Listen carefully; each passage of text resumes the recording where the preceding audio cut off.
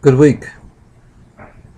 There was an article that appeared in the Detroit Jewish News about someone who was doing an analysis of the writings of what are called the Dead Sea Scrolls. And from those writings was trying to get a more accurate, quote unquote,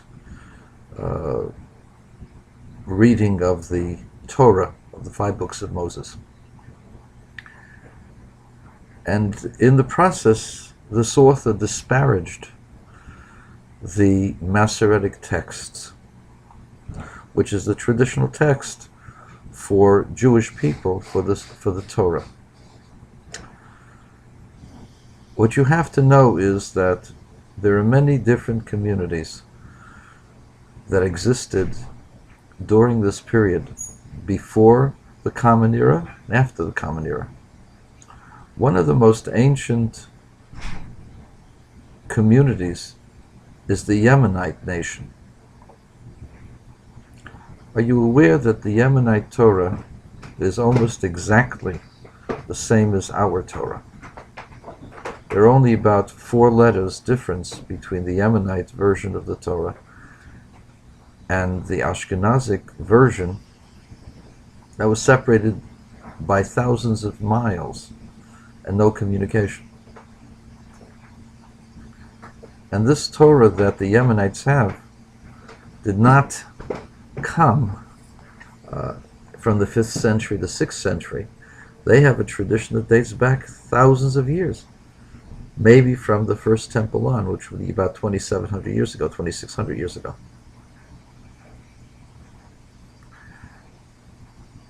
You have to ask yourself, when these so-called scholars make statements, how much are you supposed to believe in what they say? Are you aware that the ones who would write the Torah are called Sofrim? The word Sofer means somebody who counts, not somebody who writes. If it's somebody who writes, they should have been called Kotvim. Why do they call them Sofrim? And the answer is, believe it or not, that the ones who wrote the Sefer Torah actually knew the numbers of letters in each paragraph, and each chapter, each section. And they knew the numbers of letters in the entire Torah and at each juncture in the Torah. The Masoretic text was not a compendium of people who altered the Torah. I'll give you an example of how we came to our Torah that we have. There was a man in the 12th century. His name was Rabbi Meir Halevi Abulafia. He was a very wealthy Jew. By the way, he's also an opponent of Maimonides later on. He was known as the Ramah. The Ramah wanted an authentic Torah. So you know what he did? He got 200 different Torahs from all over the world. He could afford it. He was a rich man. And what he did was, he would examine the Torahs for their differences. And how he determined the correct version is the same way we determine Jewish law, by majority. And in each case, there was a large majority of Torahs that had one version over another. And at the end, the Torah that he came up with is the Torah that we read in European Jewry, the majority of the Jews in the world. Now, this Torah has only a 4-letter deviation from the Yemenites, who were separated from the Jewish people for such a long time. There are 304,805 letters in the Torah. Can you imagine just how accurate the Torah that we have must be to have so few differences, because all of these came from handwritten copies. Recently, a man decided to use Rabbi Meir Abalevi's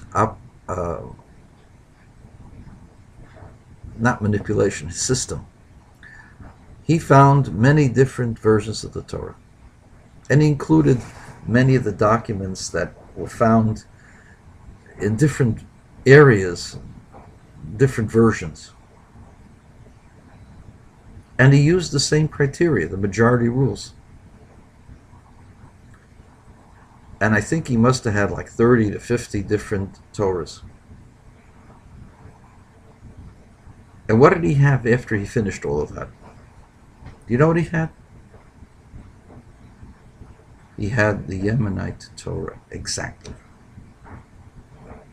So, for those of you out there, those of you who are skeptics, those who consider themselves people who are enlightened, understand that the Torah that we have is as close to perfection and exactitude as a human being could possibly have, given the fact that this has been 3,326 years since Torah is written, given that Jewish people were exiled for almost 2,000 years. The Dead Sea Scrolls were written by a sect who were known not to be traditional Jews, who had the custom of taking their interpretations and putting it into the Torah. Very similar to the Samaritans, who put their ideas and their customs into the Ten Commandments and into the Torah. Anybody examining the Torah knows right away that it's just an interpolation, just their own personal addition.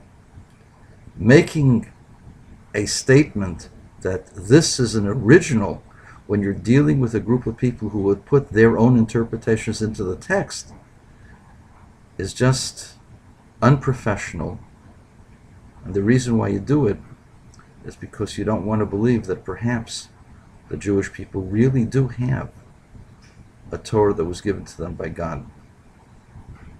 We have as close to perfection, as close to authenticity as a human being could possibly have. The most accurate document transmitted in the history of mankind is the Chumash, the 5 books of Moses. And all of this is just child's play. And anybody who believes in that is one step less than a halfwit.